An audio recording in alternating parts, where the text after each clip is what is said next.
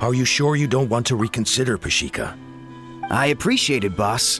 But honestly, I'm pretty happy with my life nowadays. Pashika, they're redoing the flying trials. Huh? Mutoda? Ah, did Alpa send you? I was just telling Pashika the news, actually. The way things are with the tribe these days?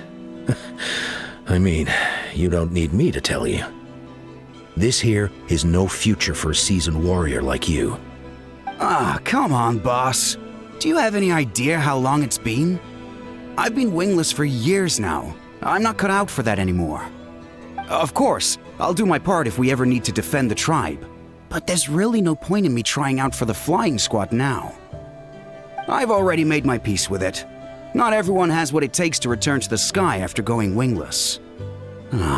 Elder Alpa's perseverance is something else.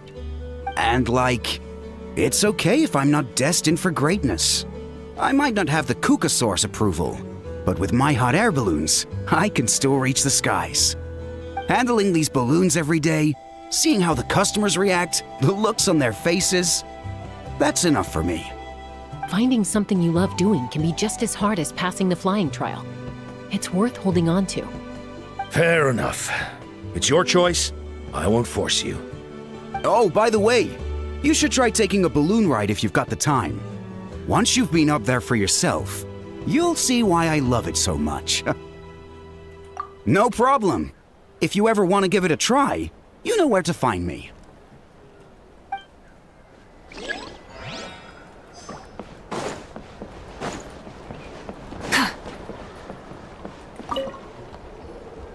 A retrial? What's the point?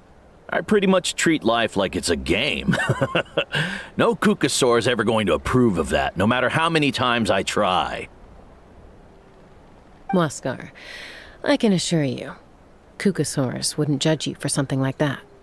Well, they must be judging me for something. Maybe I lack fighting spirit, or just don't have the talent. Not everyone's a natural like you. Don't waste your time on me. You'll have better luck with the ones who still have their heads in the clouds. In the meantime, I think I'm going to treat myself to a few more games of Eyes on the Feathered Prize. Yeesh, there's wingless, then there's being a total lost cause. He used to be a fierce warrior, actually. But fighting spirit alone won't win you the Kukasaur's approval. Are all Kukasaurs so strict? The ones in floating target balloons and eyes on the feather prize seem pretty chilled out. It's one thing to hang out and have fun, but quite another to take to the skies with a human life on your back. Giving a ride to someone who's unqualified endangers not only the rider, but also the Kukasaur themselves. If the rider makes a mistake, they both suffer the consequences. So we have a mutual understanding with the Kukasaurs. If someone isn't up to standard, we have to reject them. Even if it means breaking their hearts.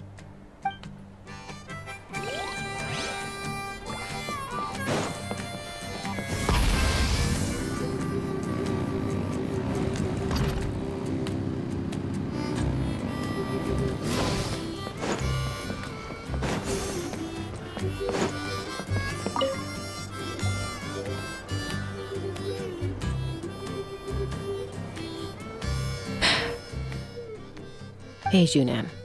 Gazing out at Natlan again, huh? Chaska?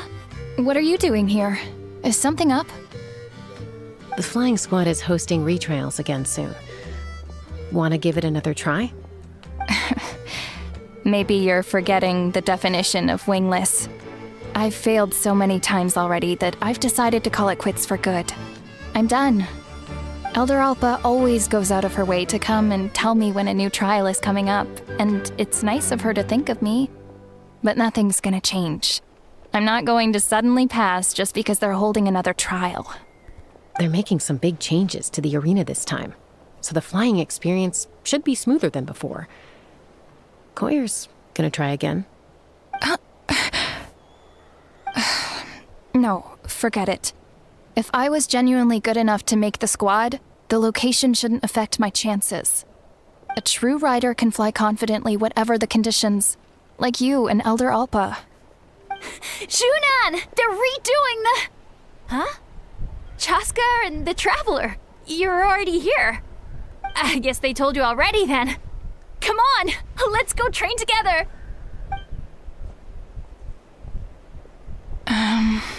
I'm gonna sit this one out. What? Why? But you've always looked up to Elder Alpa. She went wingless after her injury and spent years drifting, but even she came back and made it in the end. If she can do it, why can't you? I mean, I don't have that kind of perseverance. And besides, the last thing I want to do is fail in front of her yet again. Oh, come on. You know you don't need to worry about that. All right, well, how about we just treat this as you being my mentor? Then will you train with me? I mean... Enough umming and ahhing. Let's just get up in the air and figure it out as we go. Wait! Hold on, slow down! I can't keep up! Well, that's one way to do it. They've been best friends since they were kids. If anyone knows how to get Junan out of a rut, it's Koyer. You helped Koyer deal with her internal conflict, and now she's done the same for someone else. You know, people often talk about how one conflict leads to another and so on. But sometimes in life, things spiral in a good direction instead.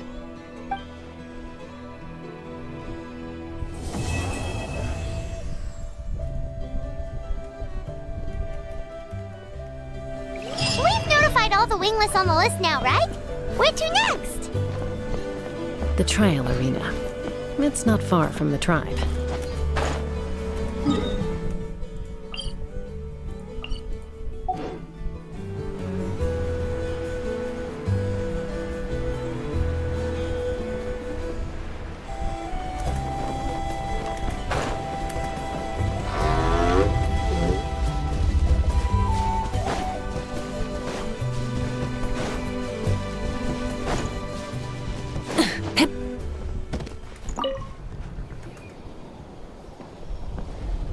Oh, hey there, Chaska. Did Elder Alpa send you?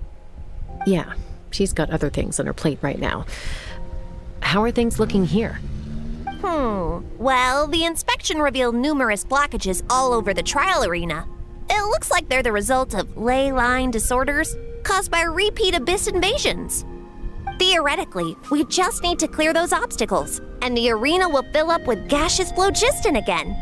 But that's proving difficult to achieve in practice, for all sorts of reasons. Why don't you head on down and check things out for yourself? Feel free to ask the staff for more details.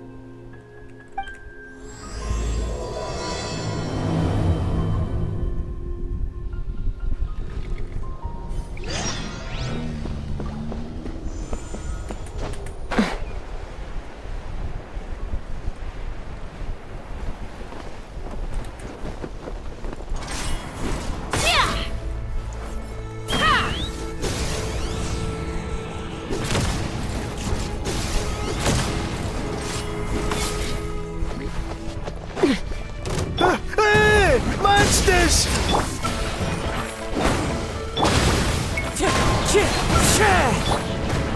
Fulfill our pact!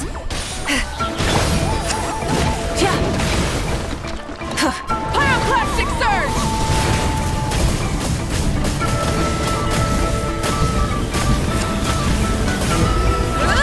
Full throttle! Wind strike!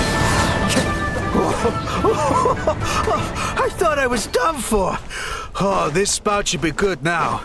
Thank you very much.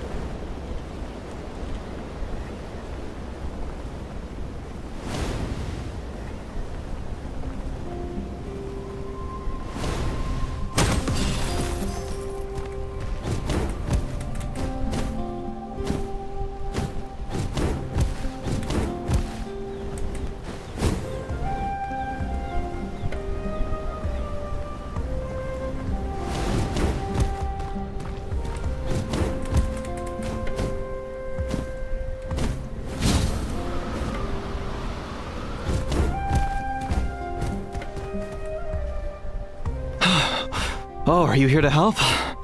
Thank goodness. There's no way I could do all this by myself. So the blockage here has to be cleared using a special bomb, but carrying explosives up that steep slope would be a recipe for disaster. If I dropped it or slipped and fell, I'd be blown to bits in an instant. So, my plan was to transport the bomb to the other side, then send it over in a hot air balloon. All I need now is for someone else to strike the balloon at the right moment, dropping the payload right on top of the spout, and problem solved. What do you think? Simple enough, right?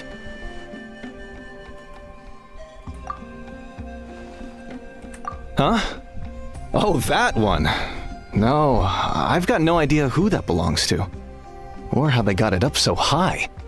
I just wish I could fly up there and check out what kind of tech they're using. Ah, well. Getting the trial arena back in order is more important. I'll head over and set up now. Let me know when you're ready.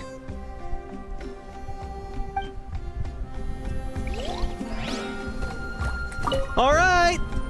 Get ready!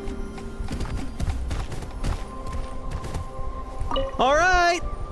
Get ready!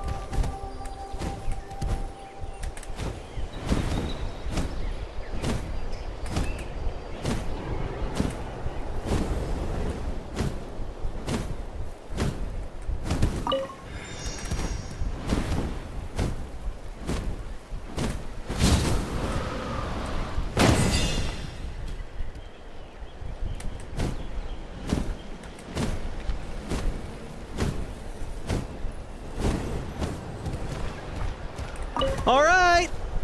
Get ready!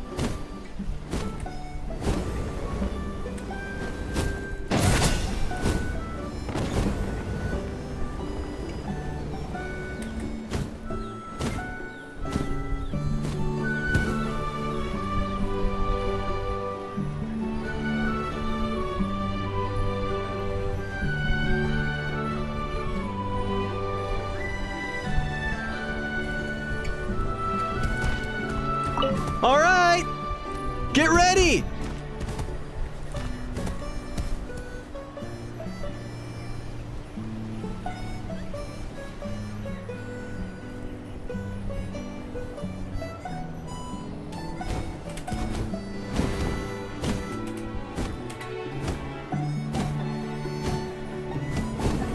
All right! Get ready!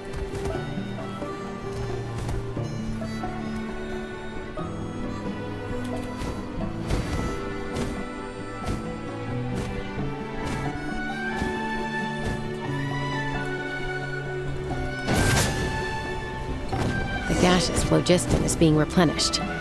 Looks like all the spouts have been unblocked. Let's head back up.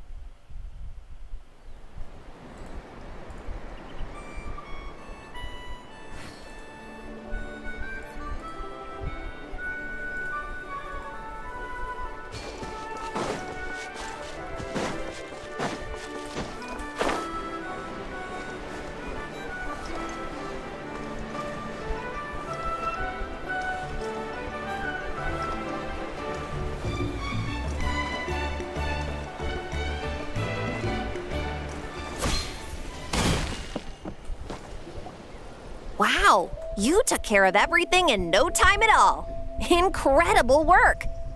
Now we just have to wait until the gaseous phlogiston is fully replenished. Then we can kick off the retrials. Actually, Inkanak, I'd like to do a test flight first, just to make sure we're not missing anything. Could you arrange that for me? Huh? But you only just finished getting the arena ready. There could still be other hazards we're unaware of. All the more reason to have me test it out. Think of it as another inspection. I guess you're right. With your flying skills, you won't be in any serious danger, even if there are hazards we overlooked. The conditions in this area seem a little unstable, but a test flight is the only way to catch any lingering issues. All right, I'll get things set up for you. Just let me know when you're ready.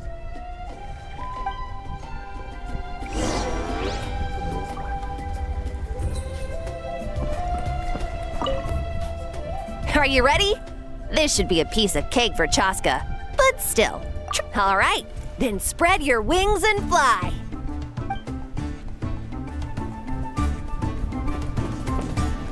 Let's fly.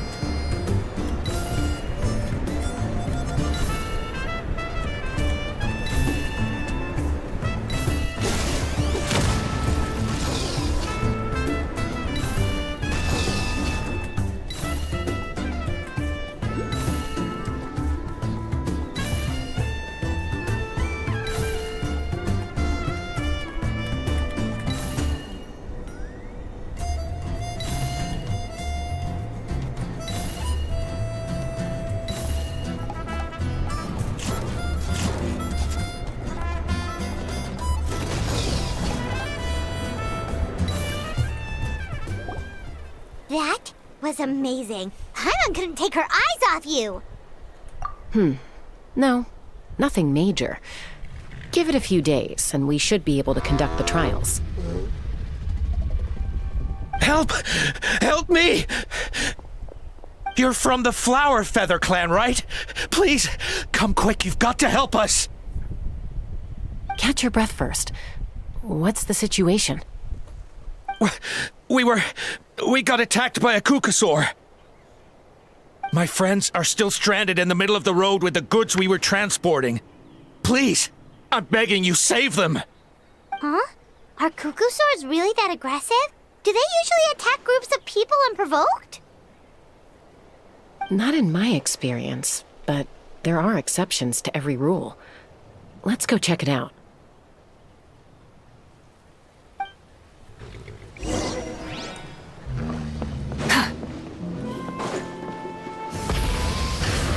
Ouch!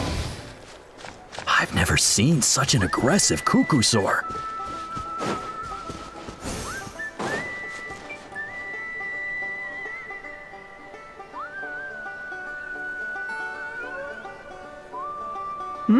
Taska? Traveler? This is a surprise. Elder Alpa? Huh. So, where's this aggressive kukusaur we've heard about? Already flew away. Looks like it backed off once it realized that reinforcements were coming. So why do you think it attacked these people in the first place? Was it after the food? No. These merchants are even transporting food. Ah! Thank goodness! The phlogiston wings are intact! Phlogiston wings. Thank you so much for coming to our rescue. These phlogiston wings are our most prized goods. If anything happened to them, it would ruin us. Wait a minute. Are you the merchants that were looking to collaborate with us? Wormy told me about you. Yeah, that's us. So I take it you're Elder Alpa? I am. You must be exhausted from your journey, not to mention shaking up from the attack. Let me bring you back to our tribe to rest. We can talk business after you've recovered. But Elder Alpa, what about the kukusaur attack? Well, our guests here weren't seriously injured, and their goods are intact. Perhaps that kukusaur was just having a bad day. There are so many of them around here. You'd expect something like this every once in a while. I don't think we need to pursue it any further. More importantly, how are the preparations for the flying trials going? Is everything in order over at the arena? Huh? Did you say flying trials? What a coincidence! Sounds like a perfect use case for our phlogiston wings. You'll be pleasantly surprised by what they can do. Oh, really? Now I'm intrigued. Well then, let's forget all about this kukusaur attack for now. We have some serious business to discuss.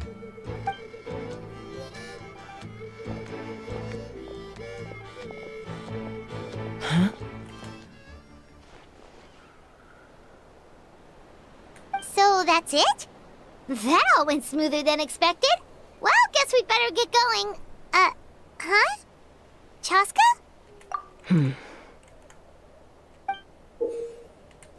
A blood-stained feather.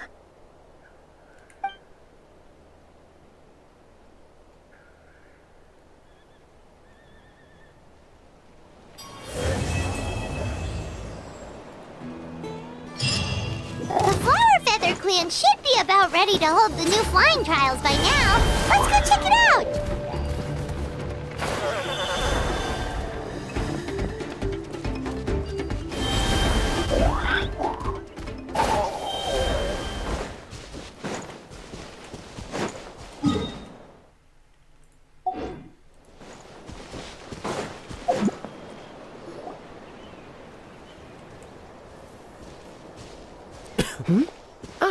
Traveler and Paimon. You came. Yep, and it looks like we made it just in time.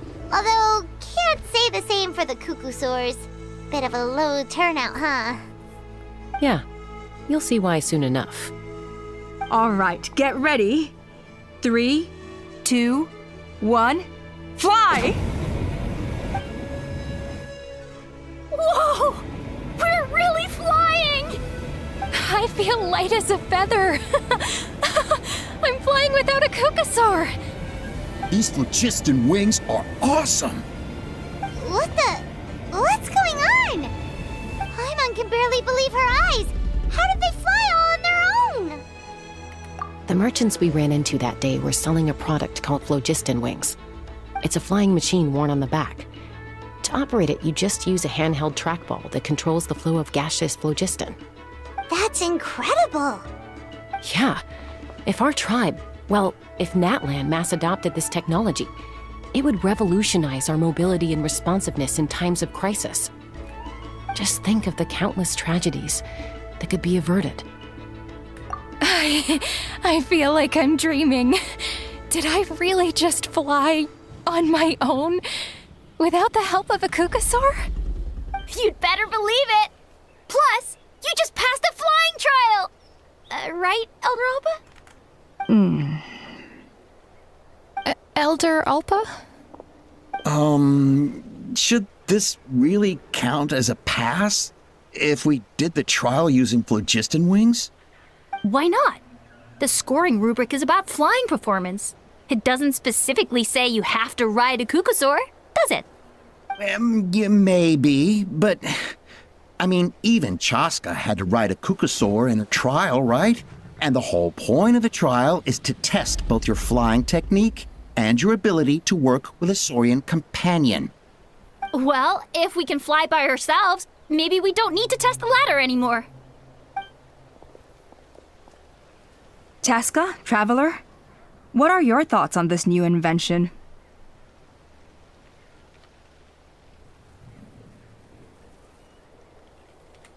Right? That's what I think too.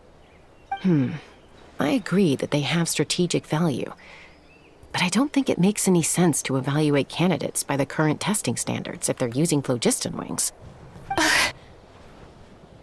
Why? Shunan finally mustered the courage to go through with this. And now you're saying it doesn't count? We don't have any experience using these wings in battle, nor is it immediately obvious how to incorporate them into the existing systems in our tribe. Taking a longer-term perspective, I think we need to start by getting thoroughly acquainted with how these things work. Then we can develop a new trial format with new assessment criteria, tailored to candidates using the phlogiston wings. You all raise valid points. But Chaska, while your proposal sounds perfectly reasonable, it would probably take years to put it into practice. We lost so many people in that war. These phlogiston wings could be exactly what we need to strengthen our forces and boost morale in this trying time. And as for real-world battle experience, there will be plenty of opportunities to gain that. I have high hopes for you, Junon. Huh? Hey, stop staring into space! Say thank you! Oh, thank you. Thank you, Elder Alpa.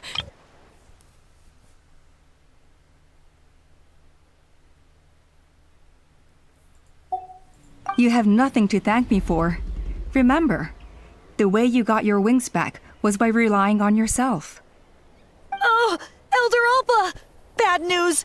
Cuckoosaurs are attacking the merchants again! Again? Okay, everyone, stay put while I... Huh? Chaska?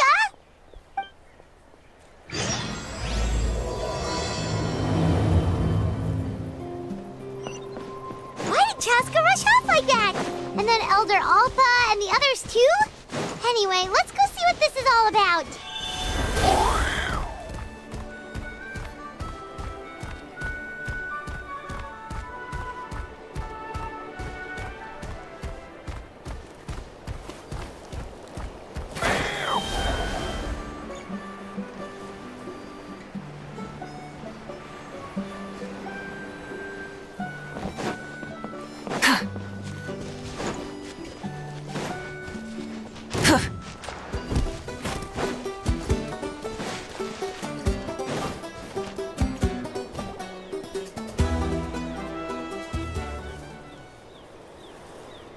Oh, it's back! It found us again!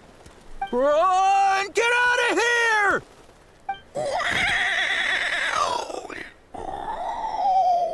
Curses! She's really riled up this time. Hey! Stop running! We'll never outrun a creature with wings! Get back here and let's fight!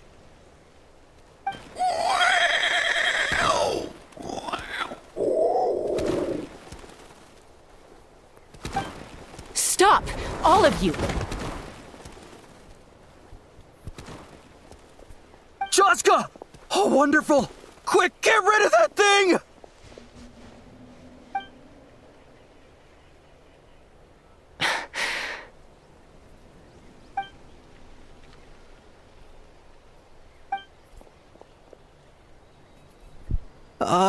What's going on?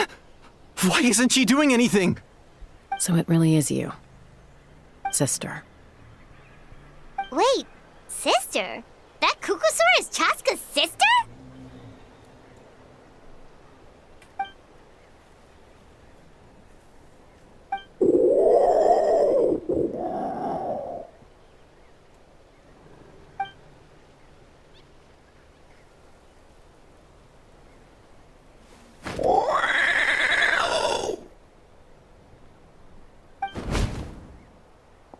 Koya, wait!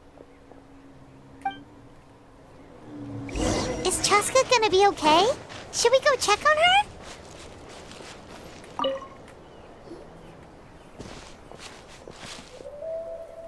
Chaska, are you okay? I'm fine. Sorry for making you worry.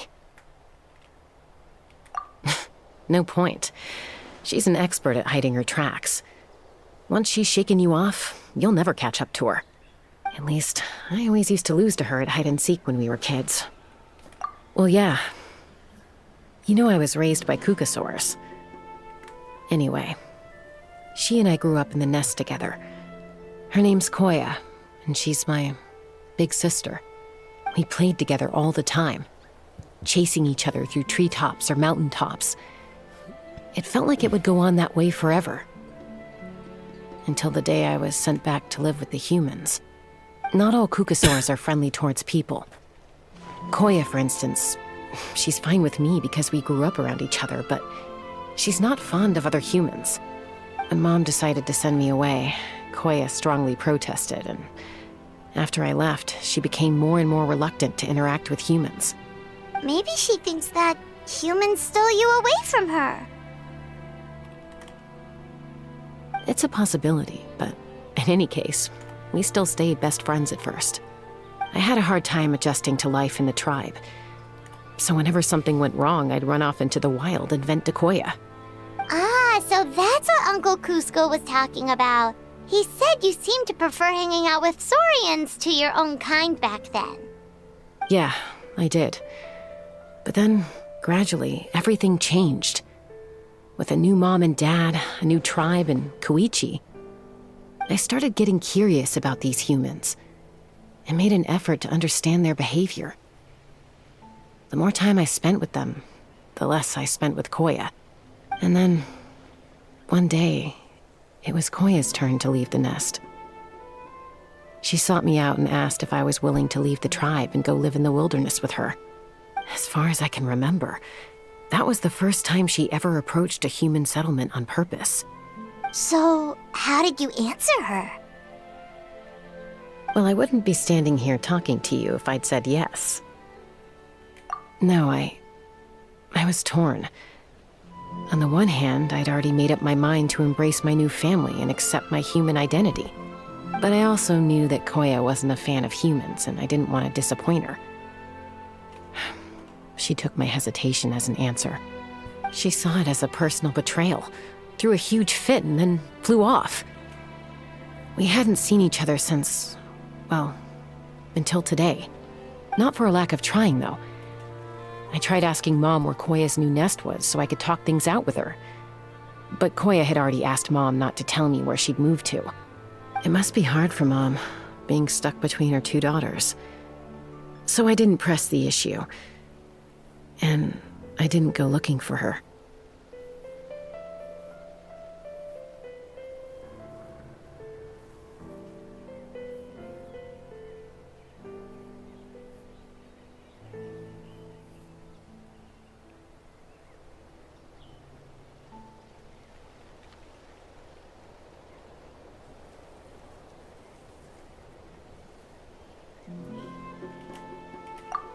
If things carry on like this, I need to make sure I find her before anyone else, even if she doesn't want to see me.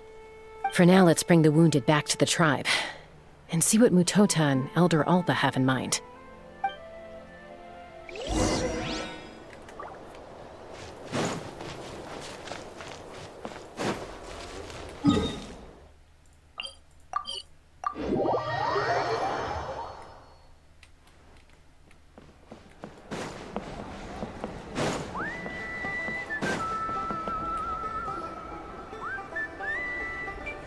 So, I hear there's been another Kukasaur attack.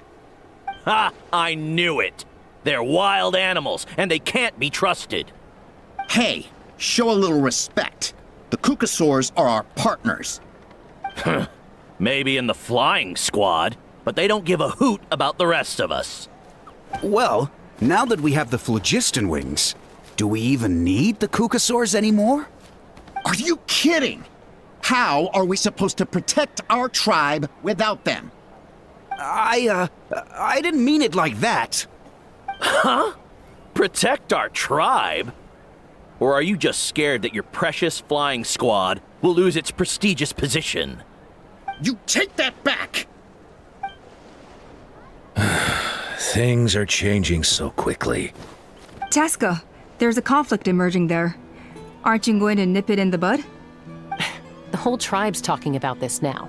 Breaking up a single fight won't solve anything.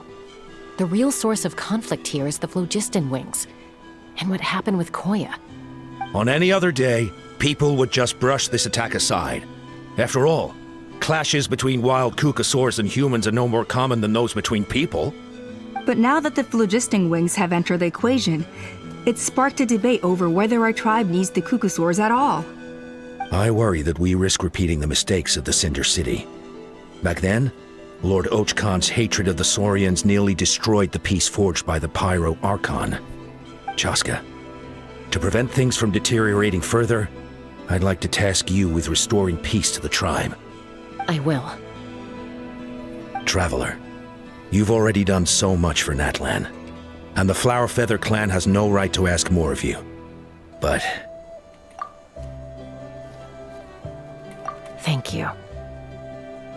And don't forget about Paimon. Just leave this to us. This whole situation has unfolded so quickly that it's put us on a back foot. To tell the truth, it makes me a little suspicious. You think someone might have orchestrated all this? It's possible. Leave it with me. I'll look into it. Also, Chaska, could you try to keep a low profile while you're out there digging around? We don't want to give our hand away. I'll do my best. Okay, so where should we start? This all began with Koya's attacks. If we can find out what led her to do it, that should give us something to work with. Unlikely. Given how she reacted when I showed up, I don't think she's forgiven me. If you want to resolve a conflict through dialogue, sometimes you need a third-party facilitator. Let's go see my mom.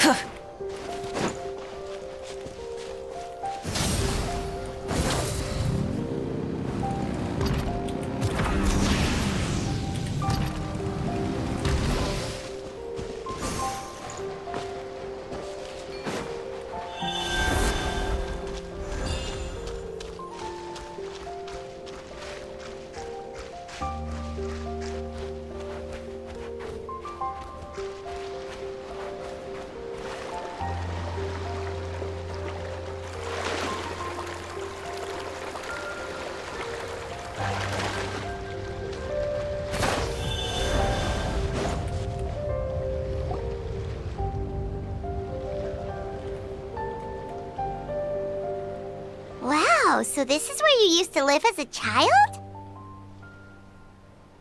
Mm-hmm. When I was little, We used to do this thing where I'd jump from the top of this tree, and Koya would fly over from the platform and catch me in midair.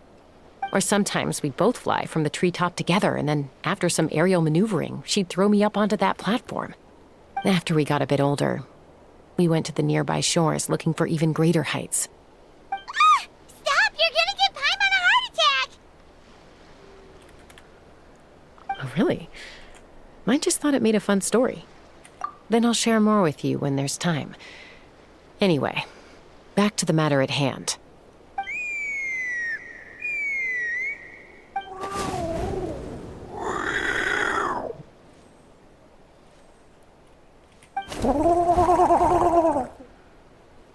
Hey, Mama Bird. I'm back. My last visit was only a week ago, wasn't it? See? I visit you more than I visit Papa Cusco. I brought a couple of friends with me. These are the Traveler and Paimon. Traveler, Paimon, this is my mom. Her name is Chimpu. In the human tongue, anyway.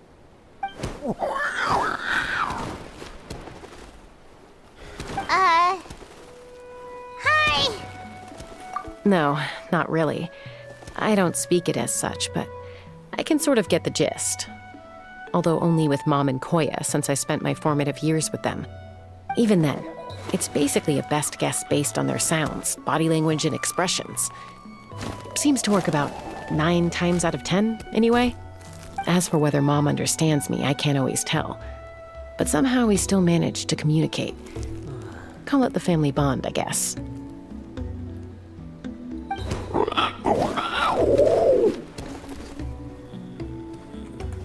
Don't worry. I'm doing well, but I think Koya might be in some trouble.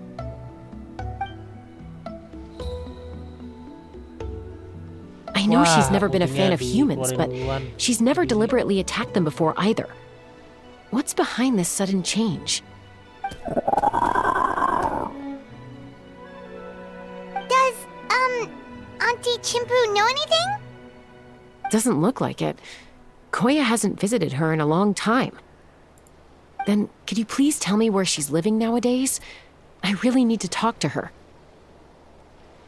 If this animosity between her and the tribe continues, then the next time there's an incident, I don't know if I'll make it there in time.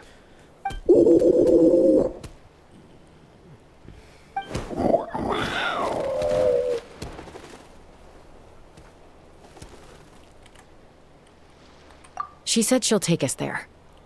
Thank you, Mom.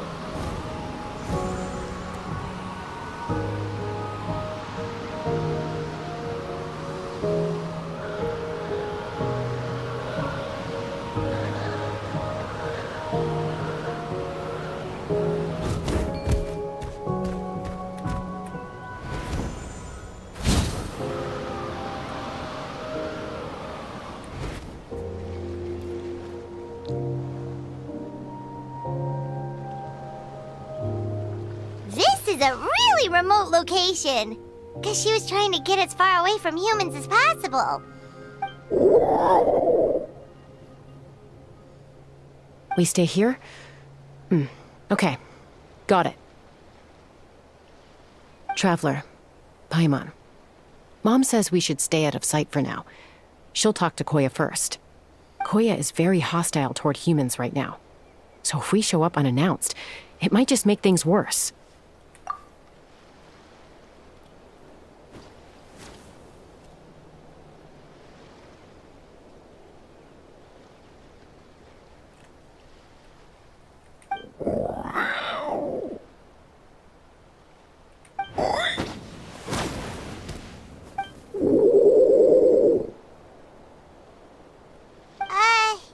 Any idea what they're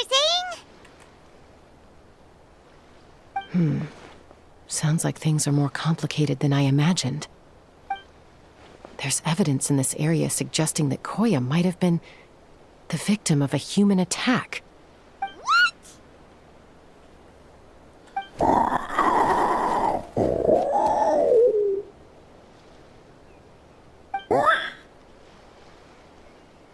No! It's Chime, Koya's child. The attackers kidnapped her. They came over the sea, under the cover of night, and they took Chime. What the heck? Who would do such a thing? I searched day and night, and finally found them.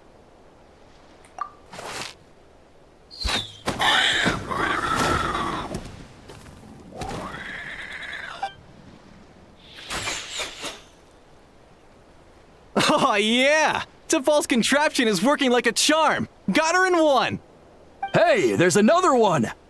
Wait, is that the one that got away last time? Who cares? Just get them all. T'Pol pays us per catch.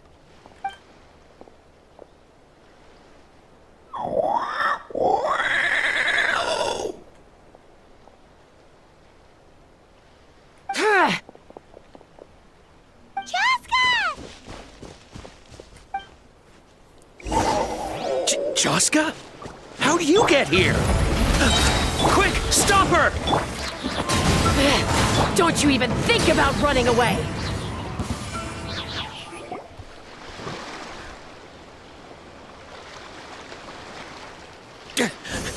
Don't come any closer, or I'll... Go, Phlogiston Wings! Take me out of here! Uh-oh, looks like it malfunctioned! This is bad. Mom and Koya are already injured. And if that thing explodes right next to them... Help! Elemental energy suppresses it! Please, someone! Get back!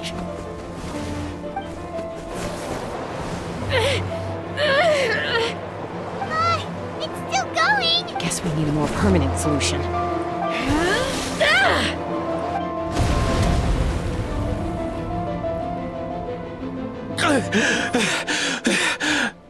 That was too close.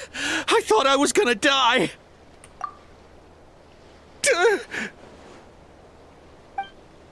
Answer us honestly. Were you the ones who attacked Koya before?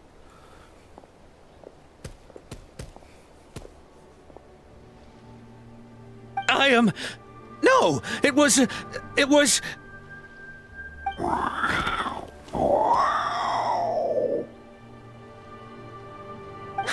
Well, she says it was you. Just tell me, who sent you here? It was T'Pol. He told us to catch all the wild Kukasaurs we can find. And he also said that this Kukasaur has become a thorn in his side, so it needs dealing with urgently. T'Pol? Huh. Sounds familiar. But where from? Well, he tends to send his orders in writing. He pretty much never communicates with us in person. When he does, he wears a mask to hide his face. And whenever we trade Kukasaurs for Phlogiston Wings, we deal with his henchmen. So you didn't even make those wings? All we did was slap some labels on them and transport them over here, to make them look like they're imported. To make it harder to trace their origins. I don't know. Honest. Well, that's mighty convenient, huh? What about if I held a gun to your head? Would that change your answer? No need. I'm sorry. I'll tell you everything I know. T'Pol doesn't tell us much, but he always stresses that he wants them alive. So that gives us some clues. This is just a best guess, of course, but we suspect that the gaseous phlogiston stored in the trackballs is drawn directly from the Kukasaurs. What?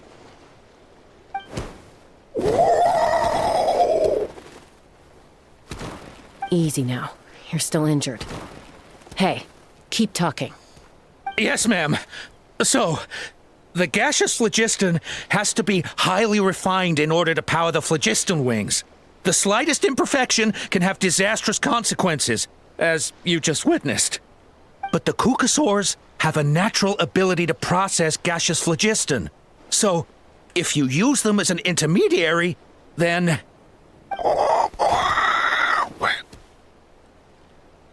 That's enough. So the Kukasaurs you took, where are they now? T'Pol should have them. But no one knows where he's based, apart from him and his henchmen. We've tried looking for it ourselves, even followed them a few times. But we always end up losing track of them. Random thought. Maybe they're hiding up in the sky? T'Pol. T'Pol. I'm sure I've heard that name. Maybe it was... Chaska! Traveler!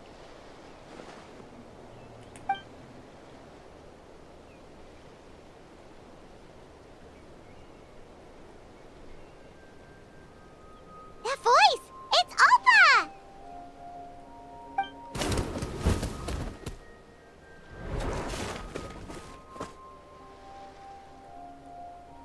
Elder Alpa? What brings you all the way out here? Well, I was patrolling nearby when I heard the sound of an explosion. What's going on?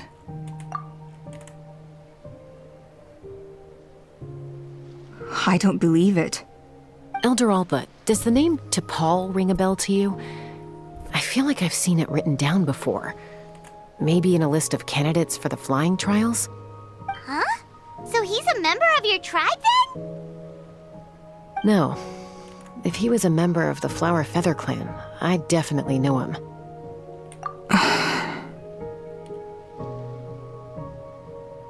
Now that you mention it, I do remember a young man from outside our tribe who came to participate in our flying trials once. You were away on a mission at the time, which is probably why you don't remember him. He was a craftsman from the Children of Echoes, but he'd always dreamed of soaring the skies, so he wanted to join our flying squad. The Children of Echoes? That's rare. But despite his best efforts, he unfortunately failed to pass the trial and gain the Kukasaur's approval. In the end, he went wingless and returned dejected to the Children of Echoes. Wingless, huh? Maybe he invented the phlogiston wings to get revenge on the Kukasaurs. Perhaps. Or maybe it's simply his way of dealing with his regrets over his past flying endeavors. Either way, it doesn't excuse his abuse of the Kukasaurs. I'm gonna take these guys back and expose the truth to the tribe. It's time for this conflict to end. Easy, Chaska. Remember what I said about keeping a low profile? The ringleader still hasn't shown himself, and this man's allegation about powering the phlogiston wings with Kukasaurs is only speculation. Bringing these men to the tribe now won't win over any current supporters of the phlogiston wings. In fact, it may even escalate the conflict further. After all, many are mistrustful of the Kukasaurs after recent events. Is that why T'Pol waited until now to try to capture my sister? I don't know. I mean, he did tell us to spread negative rumors about the Kukasaurs and slip some mora to anyone opposed to them, but... But Koya only attacked humans because they stole her child! Nevertheless, we will be hard-pressed to change people's minds while emotions are running high. Unless we have irrefutable evidence. Bravo! My thoughts exactly. In the meantime, leave these men with me. I'll escort them back to the tribe. I'll take the other members of their crew into custody too. They won't get another chance to stir up trouble. Fair enough. I guess finding T'Pol is going to be the key to resolving this conflict. Let's hope the Children of Echoes have some info on him.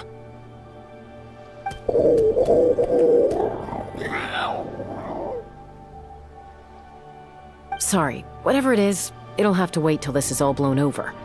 I have to fix this situation before it spirals out of control.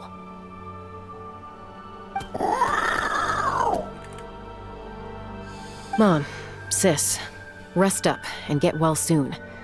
I gotta fly.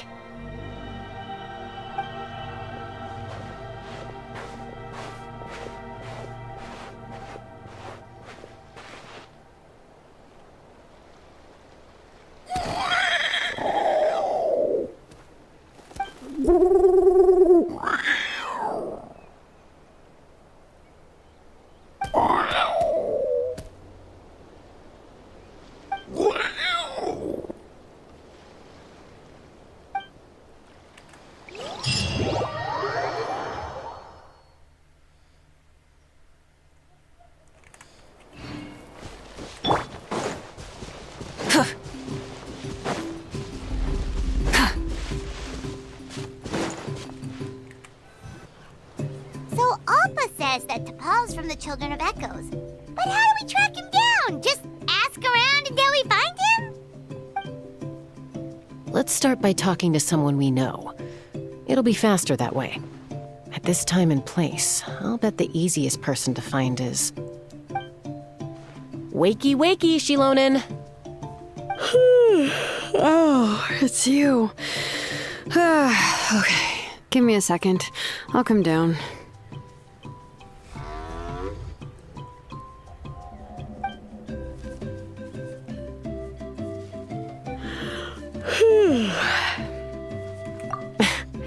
I climb trees to fly further and see farther. I don't usually stop for a nap. Well, we're not all like you. Always full of energy, even after flying around all day. Yeah. So, you've come all this way and interrupted my precious nap time. Might I inquire as to, why? I'm sorry, Shilonen, but it couldn't wait. Does the name T'Pol mean anything to you? He's a craftsman, apparently. Huh. T'Pol. Yeah, that rings a bell. I think that's Puma's child. Nope, I'm afraid you're a few years too late. Why are you looking for him?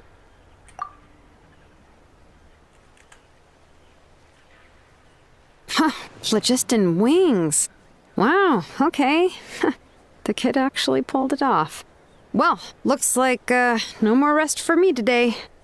Pulled it off? You mean he's tried making something like this before? Yeah, he started trying to build a flying machine right after he got back from the Flower Feather clan. So right after he went wingless, then. Was this flying machine anything like the gun you made me? You mean your gun that's harder to tame than the proudest Kukasaur? No, he wanted to build something that allows anyone to fly freely, even if they're not naturally gifted. But he never got very far back then, though. Blew up his workshop a few times and barely made it out alive. I never really kept up with him after that. His parents traveled a lot in their youth and only returned to the tribe after he was born. But they settled in a remote area and don't interact with other people much. Which means most people in the tribe don't know them very well. Your best bet is to chat to his direct family. I'll, go get Puma. Wait for me in front of the workshop. I won't be long.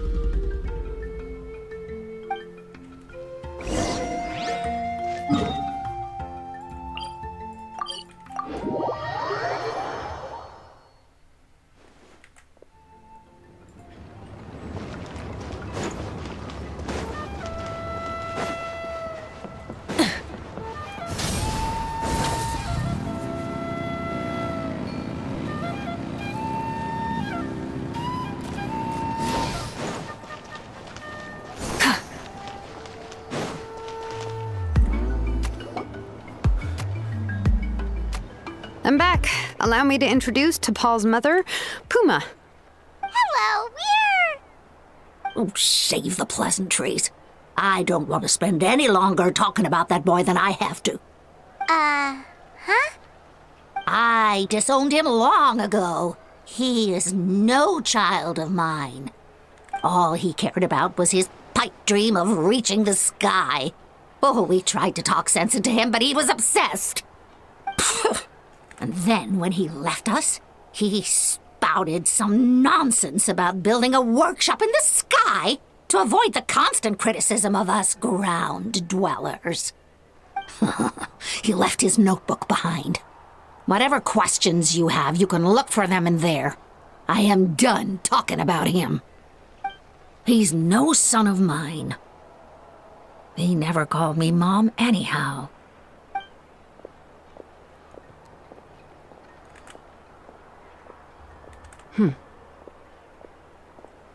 Wow, they've really fallen out. Paimon sure wasn't expecting that. Her husband, T'Pol's father, he passed away recently, and T'Pol didn't even bother to show his face at the funeral. If you ask me, that was probably the final straw for Puma. I'll go keep her company. If there's anything else you need, just come and find me.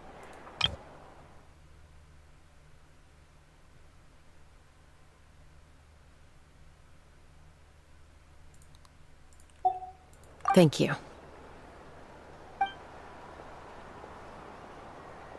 Okay, so this notebook is the only lead we've got now, right? What's in there?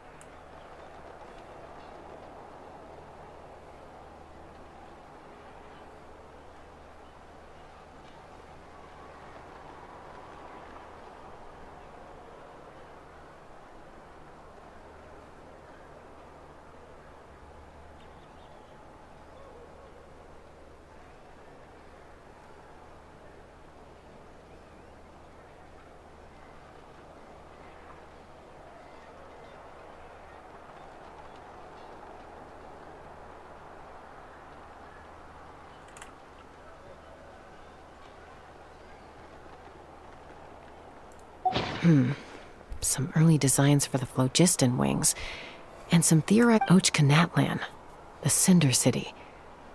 Looks like that's where he got his technological inspiration from. So, was he serious about the workshop in the sky? But that's such a big project for one person. Do we think he actually pulled it off? Oh, yes. The one from the trial arena that was super high up! That balloon has been there for a while, and everyone's been wondering how it got up there, but what if that's the wrong question? What if it started off even higher up, above the clouds and out of view, and it only descended to its current height due to some kind of malfunction? Part of T'Pol's workshop? Seems likely. If T'Pol's base had been hiding above the clouds this whole time, that would definitely explain why Isidore couldn't find it. I totally called it! But how do we get up there? Chaska, can you even fly that high? By myself? Possibly. But with a passenger, no chance. I doubt even phlogiston wings could take you up that high. At least, not without that relic T'Pol mentioned in his notebook. Yeah, and he's probably holding on to it. We'll have to find another way. Nope. That's way beyond Paimon's altitude. Also, would you really expect Paimon to go up there and take on T'Pol all by herself? Let's not worry. Just because we can't think of a solution doesn't mean no one else can. I'm not the only flying expert in my tribe, you know. Oh, good point. We should go ask Elder Alpa. And Mutoda. He was quite the flying ace back in the day, too. Let's head back and see what they suggest.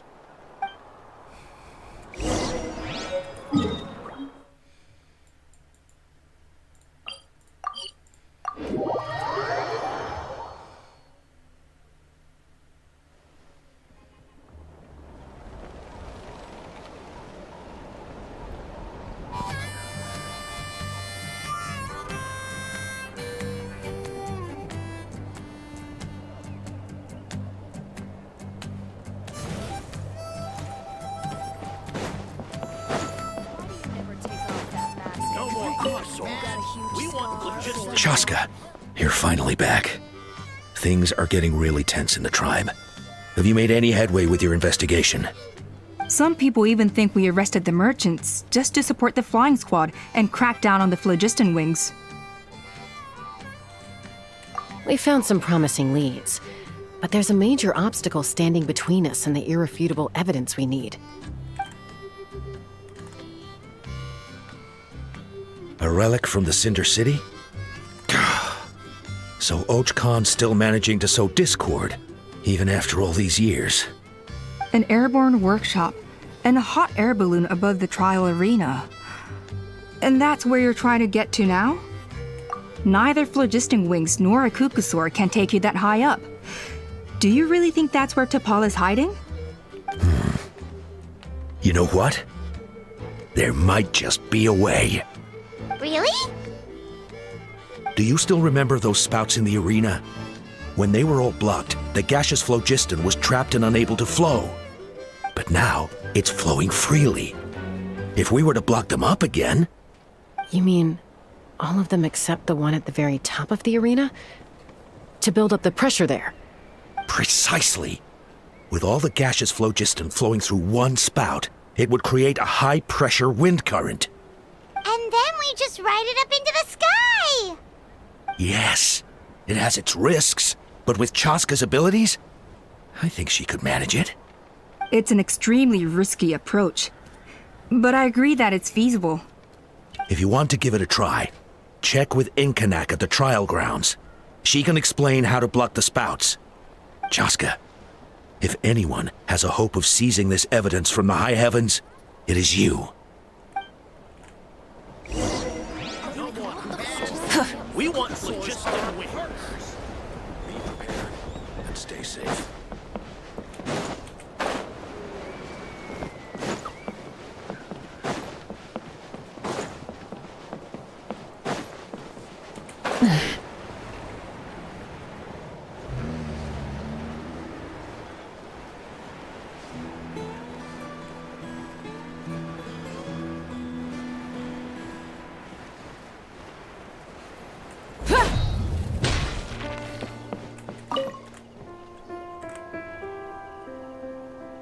Goodness me, that is a very bold idea.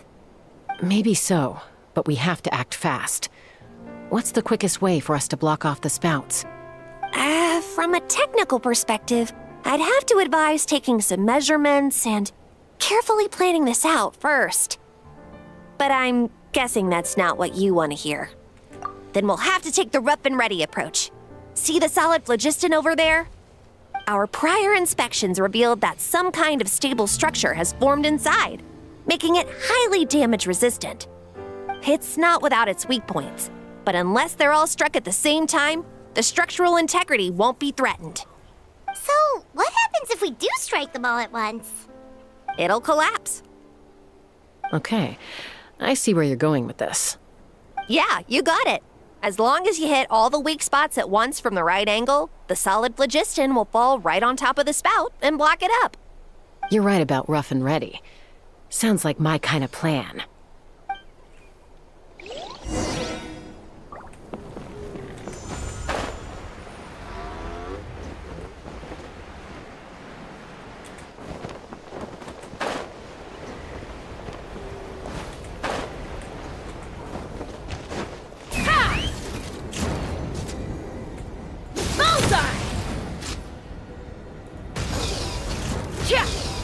Coming in.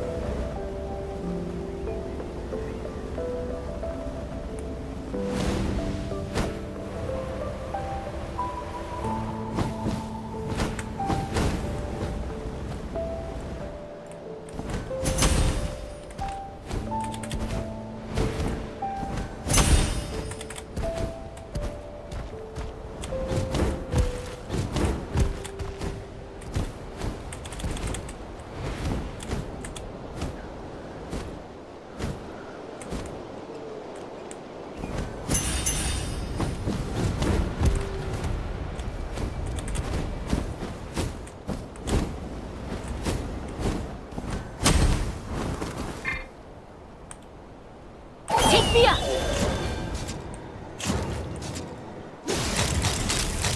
Lockdown!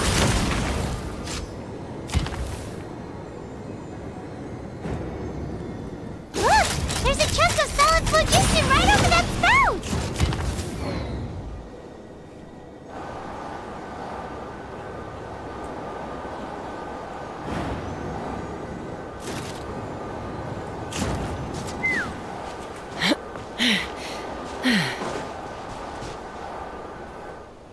It actually worked!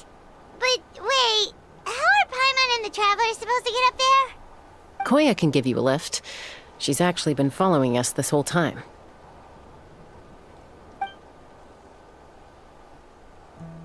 Wow, Paimon didn't notice at all. Well, probably because she didn't want to get too close to humans. Or maybe just me. But right now, we need her power.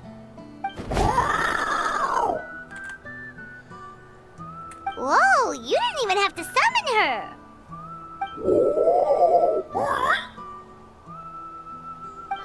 Yes, up there. That's probably where Chime is. All right, let's go have a little talk with this T'Pol.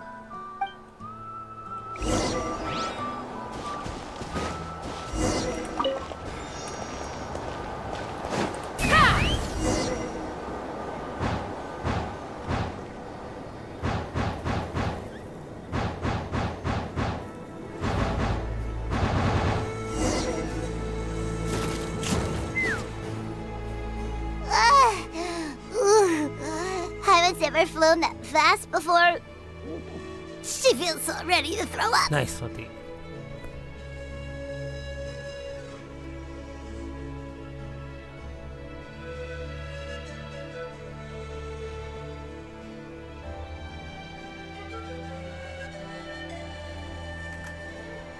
Aha.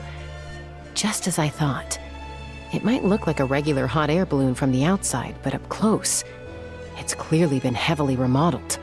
And sure enough, it only descended below the cloud line because the custom-built machinery malfunctioned. I should be able to figure it out with T'Pol's notebook. Thankfully, I know a little DIY from fixing up my guns when they're having issues. That should just about do it. Now all it needs is a nice hard kick.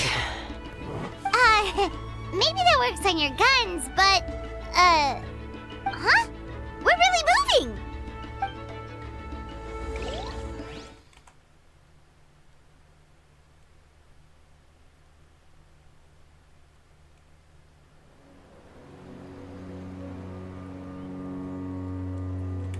Here it is! The workshop in the sky! Oh, you gotta see it to believe it. Makes you wonder why T'Pol even bothers with phlogiston wings when he has tech like this.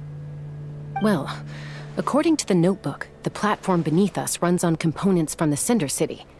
Those can't be mass-produced. Also, I have some doubts about its mobility after seeing how it moved just now. For someone like T'Pol who dreams of flying freely, this definitely doesn't cut it.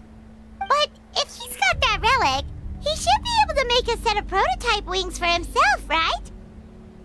Why bother making a whole flying workshop so he can mass-produce them? But this doesn't add up. If he's already achieved the power of flight, then he must have bigger dreams we don't know about. But what? With any luck, we'll find the answers in his workshop.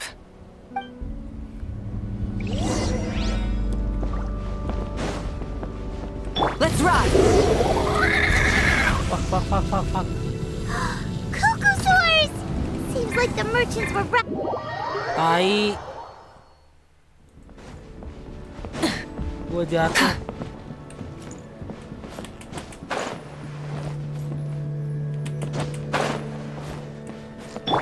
Take me up!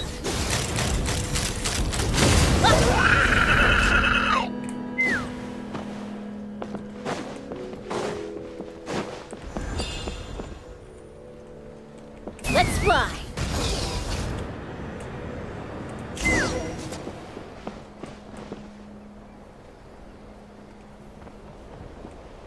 Take me up!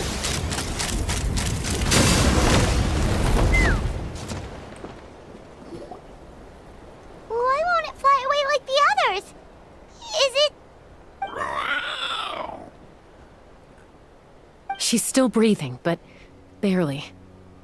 By the looks of it, DePaul was using these cages to extract phlogiston from the Kukasaurs. Once a Kukasaur is drained of phlogiston, it becomes too weak to move. We'll have to come back for these ones after dealing with DePaul.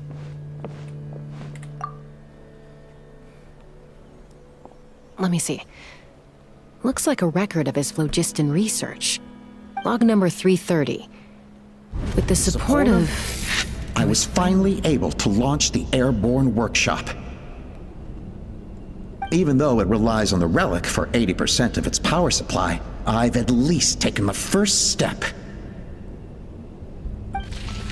Log number 348. Research on the relic is progressing well. I should be able to replicate the technology and scale up production very soon. Has proposed a name for this groundbreaking invention: the phlogiston wings. I think I'm getting close. Soon I will achieve my dreams. Log number 377. Encountered some issues with the new smaller model phlogiston wings. The gaseous phlogiston showed some volatility during the refinement process. Thinks we should proceed at a more cautious pace with the refinement experiments. But after so many past failures, I have to prove that I will succeed this time. Log number 114. Ran an experiment using Kukasaurs to refine gaseous phlogiston. It was a success. Log number 117. I have started recruiting merchants and hunters to capture wild Kukasaurs.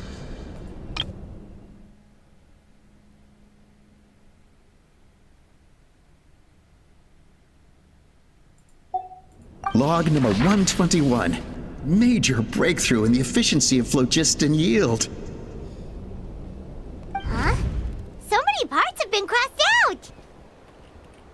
Yeah, probably the contact he alluded to in his other notebook. Guess he has a benefactor. Did anyone else notice how the numbering system in this notebook suddenly changed halfway through?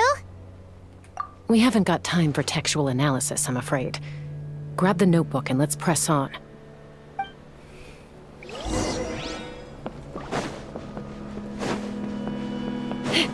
Huh. Never seen one of these before. Looks like this was built with the Cinder City components, too. You're not thinking of giving it a nice hard kick, are you?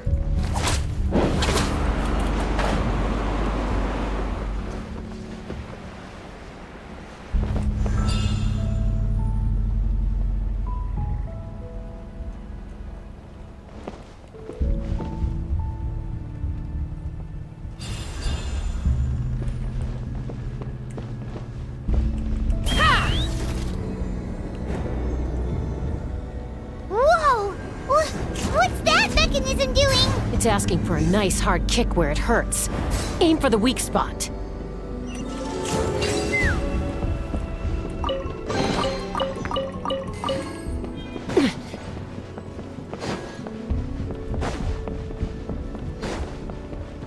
What are they doing here? It's DePaul's henchmen.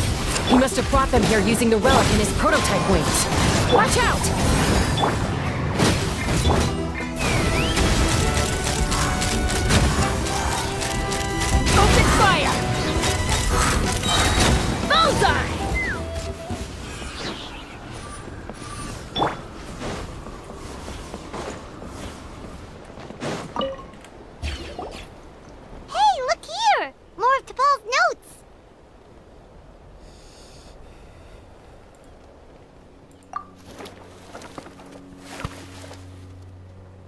Log number 403. Introduced me to some new comrades who fully support my ideas. I told them that some Saurians are blessed with wings, and some people with natural gifts, while the less fortunate among us can only look on longingly as they seize the skies. But I also told them that progress can erase individual differences. Think of the tools humanity has made to fight back against wild beasts. The law we have put in place to even the playing field between the strong and the weak. I promised them that our research will be the new frontier of human progress. With our phlogiston wings, the power of flight will no longer be for a select few to enjoy. Imagine a world where the skies are for all to share. I only hope that when we finally achieve this goal, we'll be proud of me. Imagine a world where the skies are for all to share. Yes, but what a wonderful world that would be. If only it were possible. We could respond faster, and so many tragedies could be prevented. But DePaul, what about the saurians you're draining dry of phlogiston? You're not sharing the sky, you're stealing it! Bad move. I won't let you get away with it.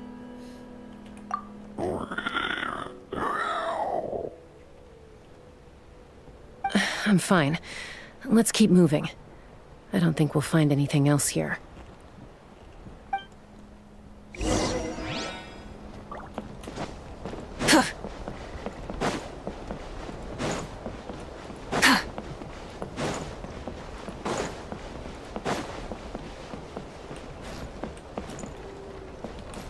Rise with the sun!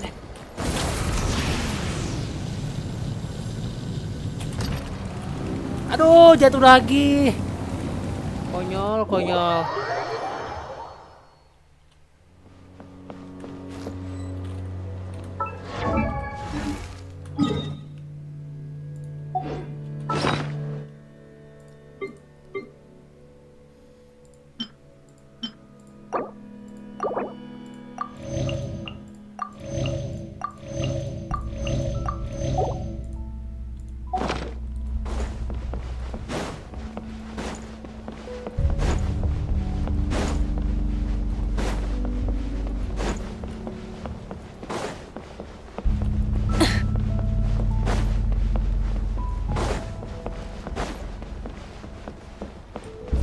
Anjir.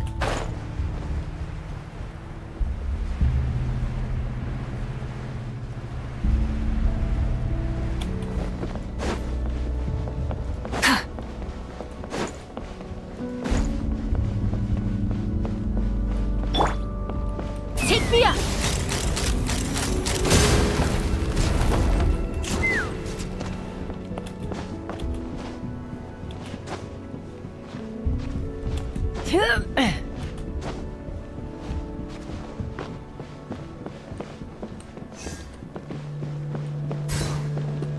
Let's fly!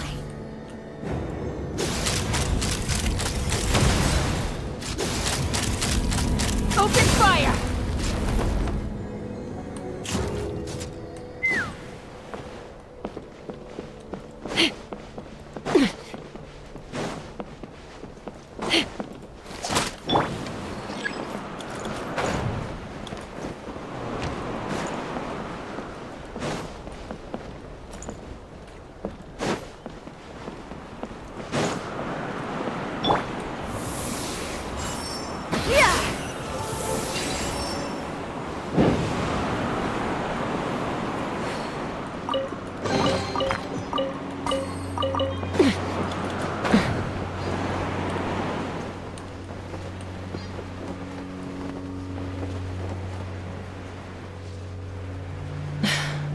I can't believe he captured so many Kukasaurs. But right now, we have to focus on solving this problem at the source.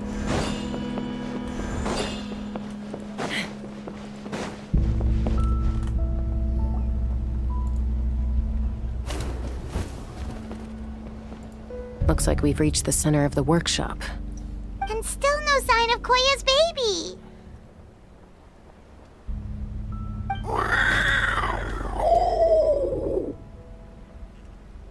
Let's search this area for now. If we still can't find Chime, we'll double back.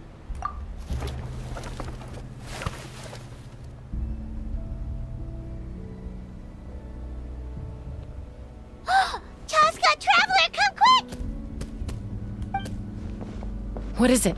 Did you find Chime? Not yet, but look! It's another one of T'Pol's notebooks! All right.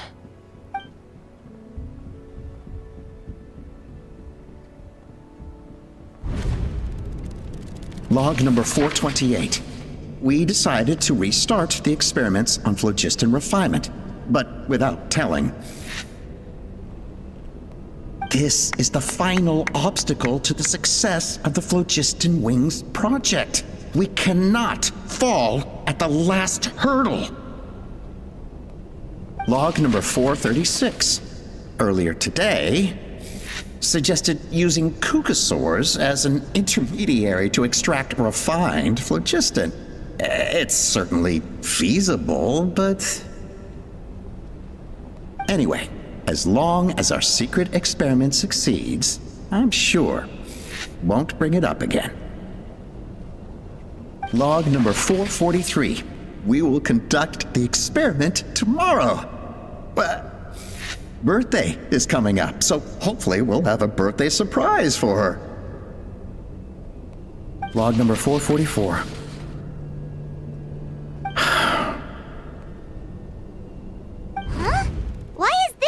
Empty. I guess whoever wrote down the log number was prevented from recording the results.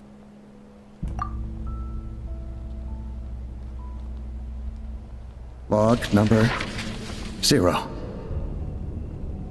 We lost many comrades in the accident. Among them are friends, lovers, and children. But we cannot stop now. We will keep their legacy alive and carry their dreams forward. As of today, we are scrapping the artificial refinement method. Instead, we will focus all our efforts on phlogiston extraction from live cucosaurs. They are arrogant beasts whose existence in the wild serves no one but themselves. Their true worth lies in their sacrifice for the sake of human progress. To facilitate our operations, we will gradually move the airborne workshop closer to the Flower Feather clan, even as we continue to expand it. All this we do to create a world where the skies are for all of humanity to share. All this we do to make T'Pol's dream a reality. Given the way this is written, not to mention the fact that the numbering has started over from 0, it kinda sounds like this is someone new. Does that mean that T'Pol's already... There's also a letter tucked in the end of the notebook. It's from Puma.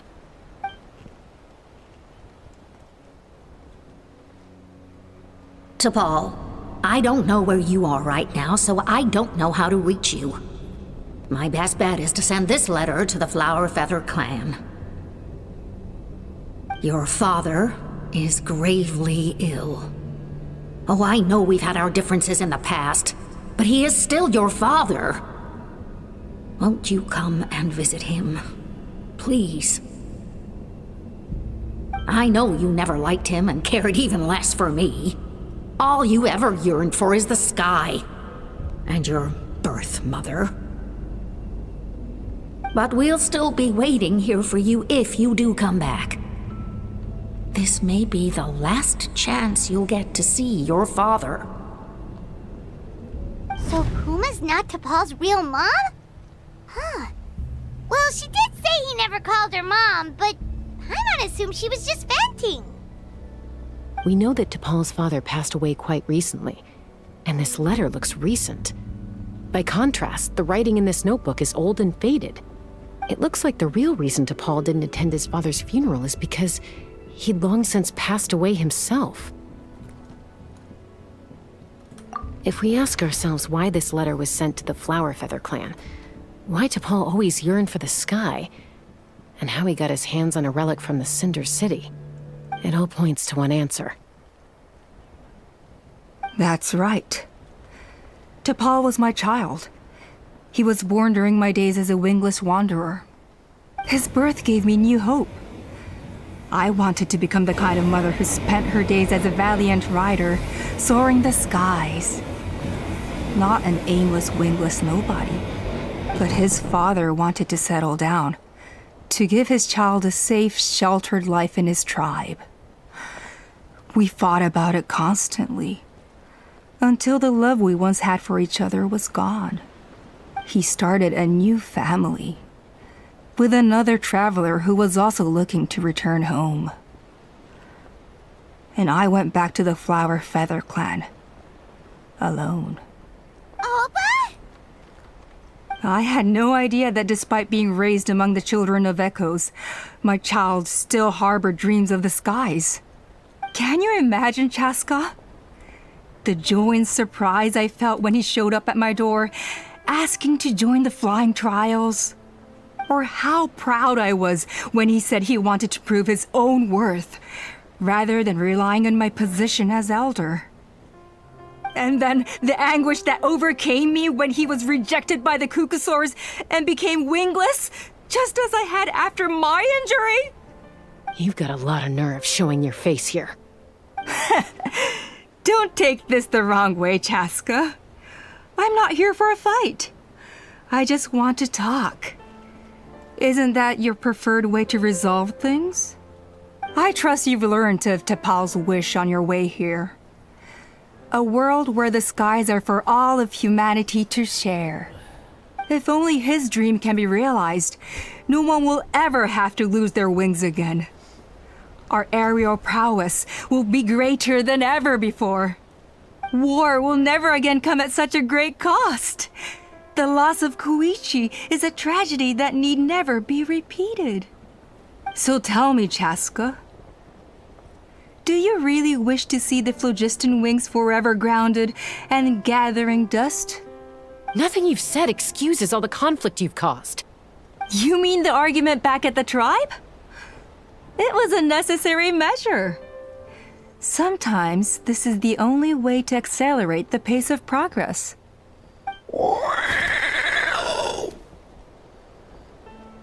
Is a mother harming her children when she coaxes them into swallowing a bitter pill? Of course not.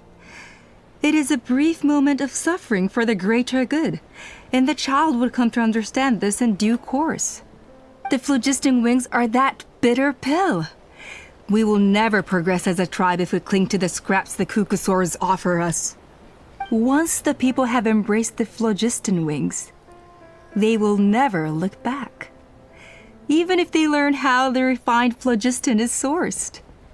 They will convince themselves that the sacrifice of a few Kukusaurs is a small price to pay for our dominion over the skies. But this I had not anticipated. I barely had the chance to introduce the phlogiston wings to the tribe before you found this place. Your plan was hardly foolproof. Yet, it can still be salvaged. Chaska, traveler, you are the hope of humanity. I'm sure you have your doubts about my methods, but know that my love for humanity and for Natlan is genuine. You know me, Chaska. And you know that I've always treated everyone in the Flower Feather clan as my own children, as fellow humans.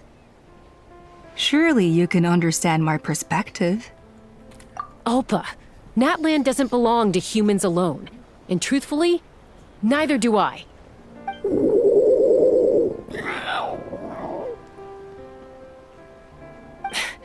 How many times has the Abyss invaded Natlan now? And yet despite how much stronger it is than us, Natlan still stands as a nation of humans and saurians. Peace imposed by force will crumble in a matter of days, because social bonds are what hold a civilization together. Weren't you the one that taught me that? And yet you would break the bond we share with our saurian companions to take more power for ourselves? That's as stupid as hacking your own arm off to use it as a club. They are wild beasts, driven purely by instinct. How could they possibly understand human social bonds? Ugh, how did someone like her ever become a writer? Ha! You overestimate them. They bow to the strong and shun the weak. That's all there is to it. They never gave T'Pol a second glance when he was at his lowest, nor me when I returned injured from the Cinder City. It's all about survival of the fittest for them.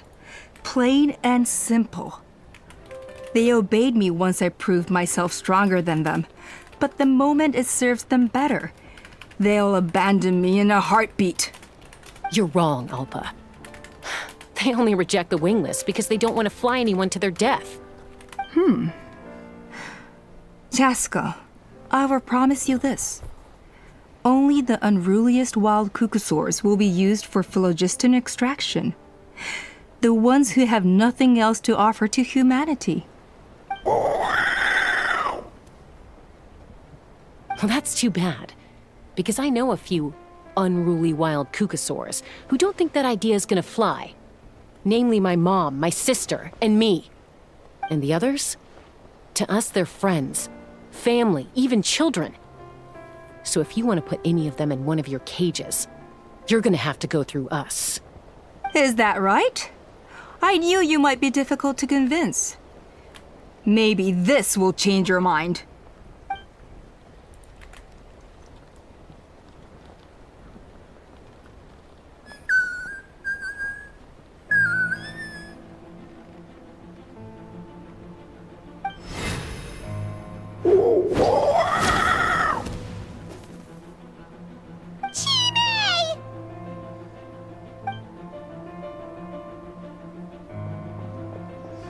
Alpa! Careful! Don't make any rash decisions. Unless you want to see her suffer. Oh no, that's one of the extraction cages! I told my subordinates to take control of the tribe while I was away.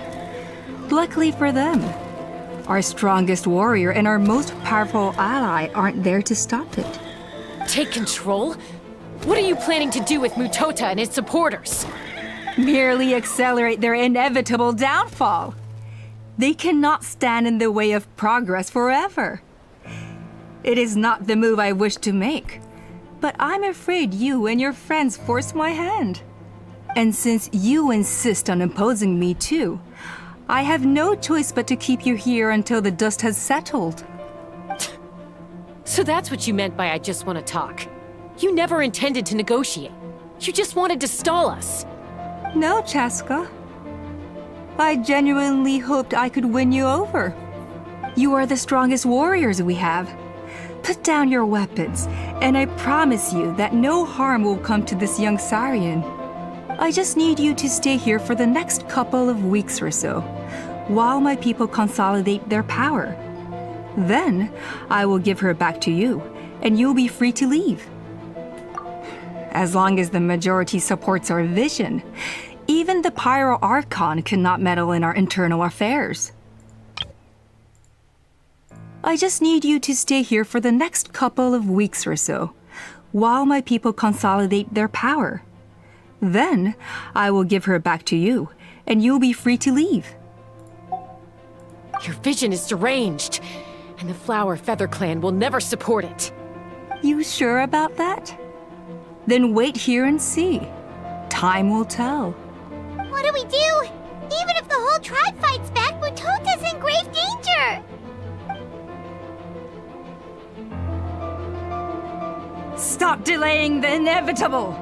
Drop your weapons and get into the cages, now! She's still holding Chime hostage. Is there really no other way?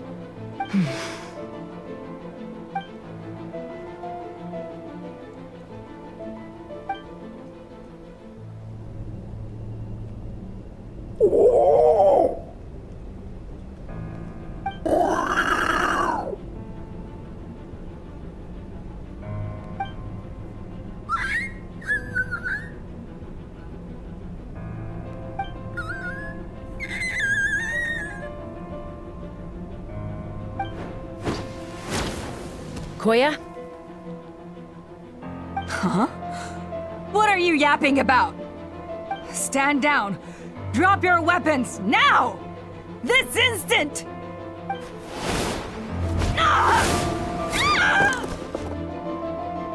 No! The relic!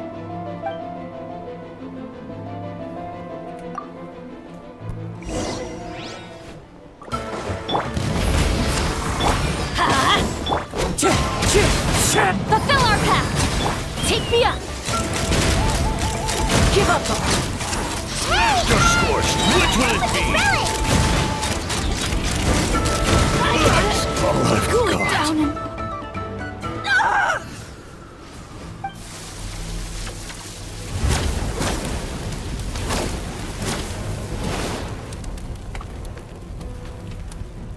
No! What is she doing? She'll bring us all down with her! But why? We stabilized the relic.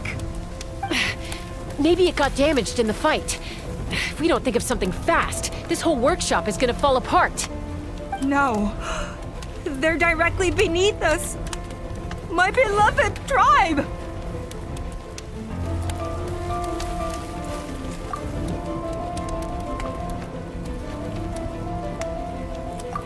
Okay,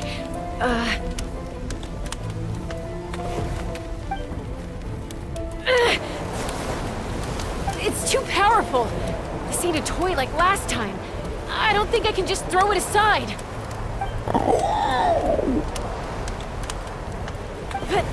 But we need to get it far away before it explodes.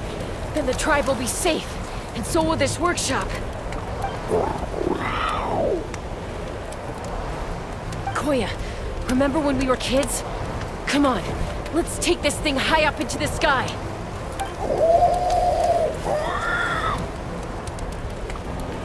Don't worry, I know I can get rid of it before it explodes. We're talking some surface wounds at most. All I need is for you to catch me at the end, just like old times.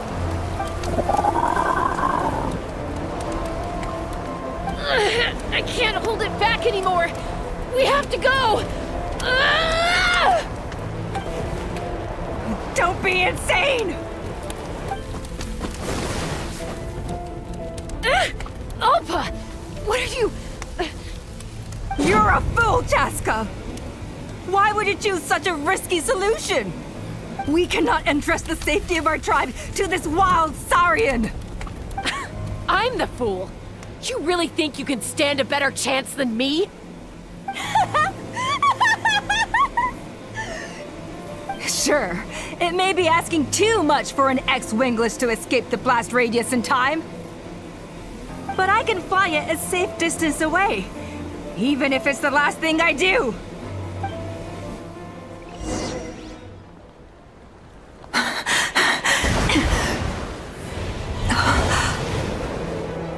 Here, this should be high enough to save the clan.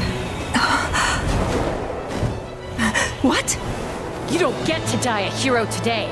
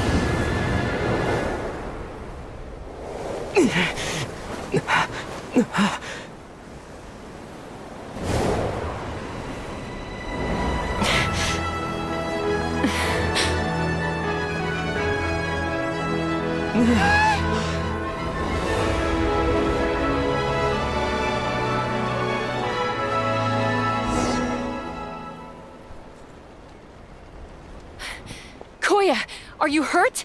Let me take a look at you.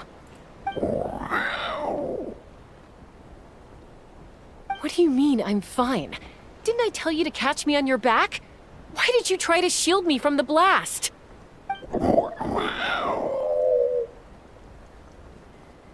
Accident? Yeah, right. Seriously, you're as stubborn as ever. Chaska! Koya! How are things looking here?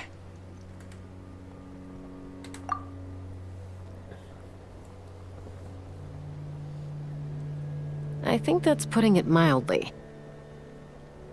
I owe you one. Again.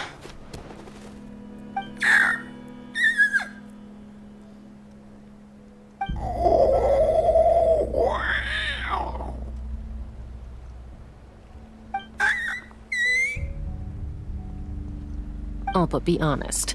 Do you still think Kukasaurs can't form bonds? Mom, I'll figure out the refinement problem. I'll find a way. You don't need to worry about it.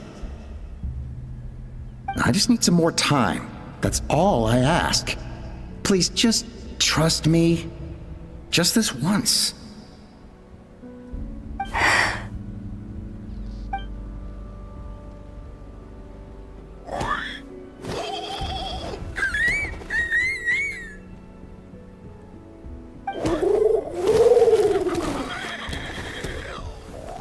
The Flower Feather Clan yield to the strong. And it's up to the winners to define what strength means. So it looks like it's my turn to yield.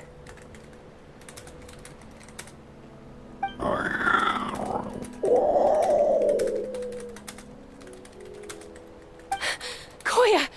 Koya!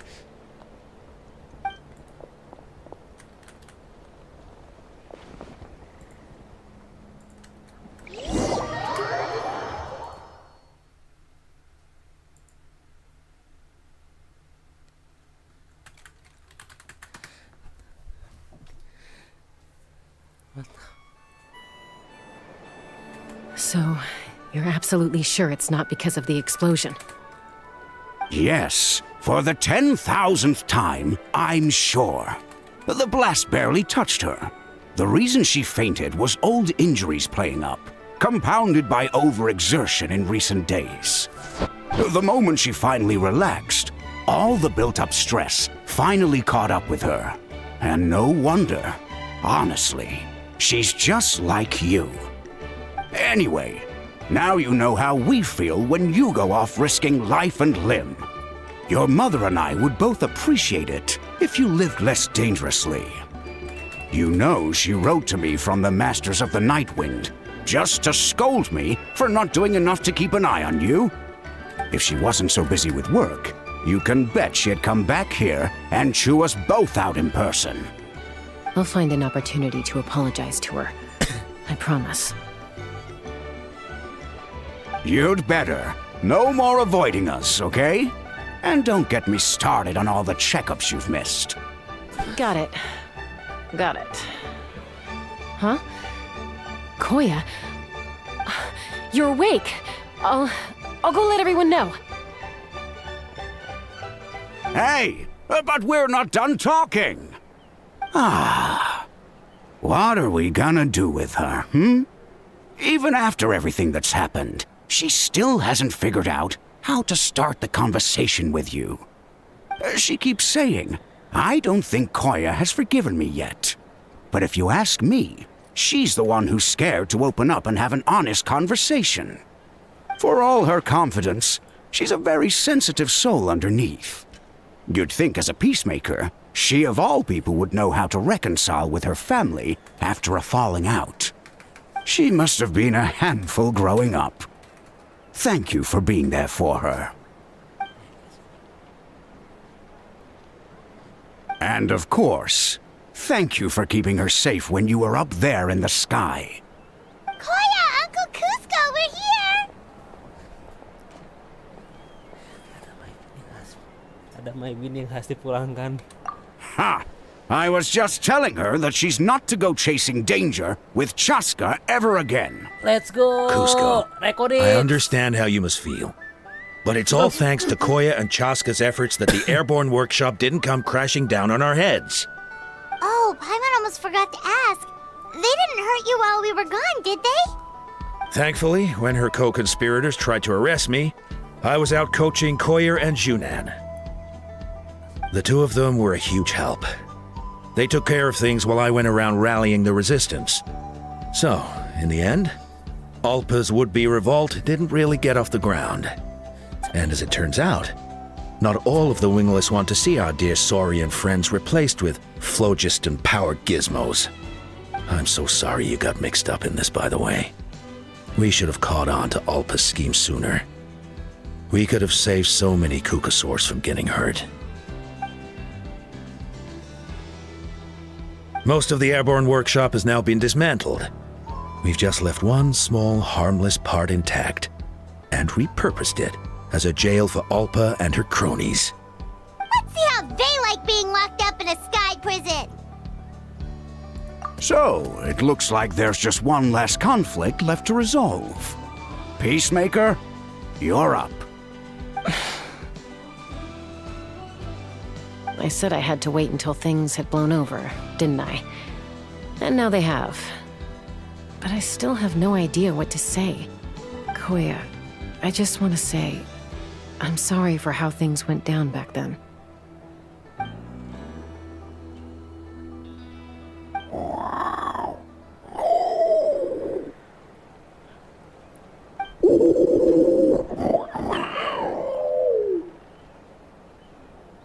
Huh?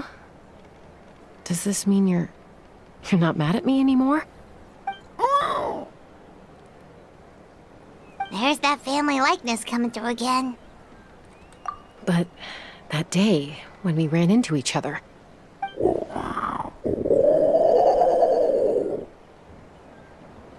Huh? So then, when did you finally make your peace with it?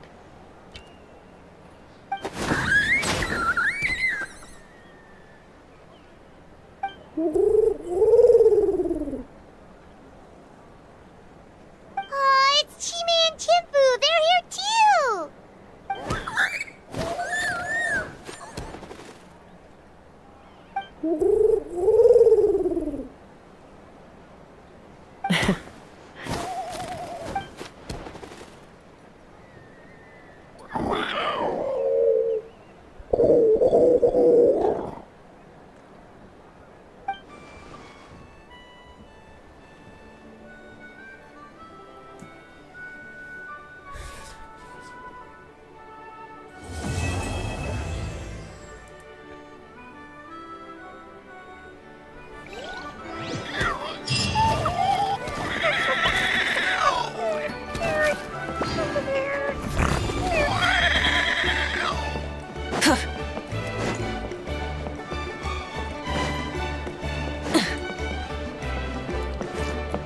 Burn it down!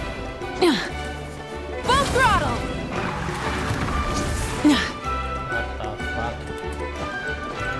Be prepared.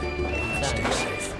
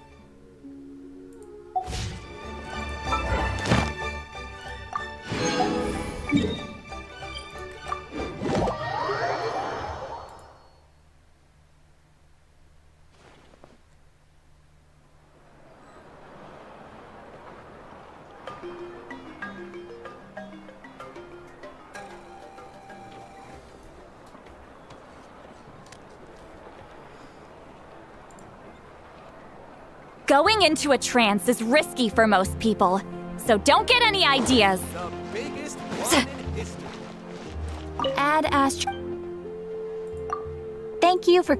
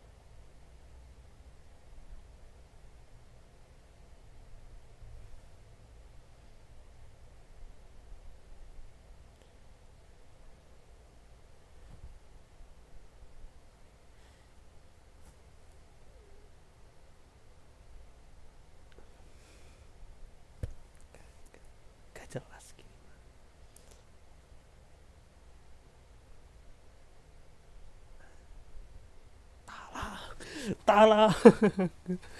Aisyah.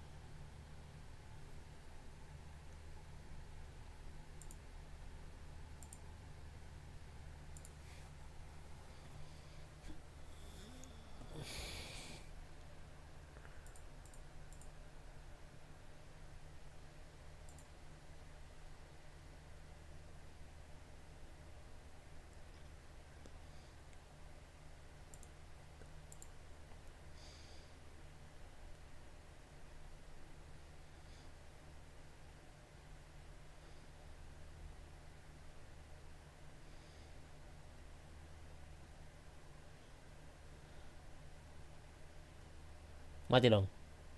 Nice. Mati. Yes.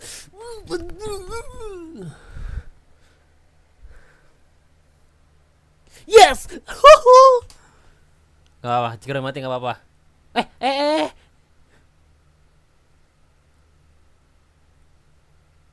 Gak apa-apa, gak apa-apa. Hancurin. Nice.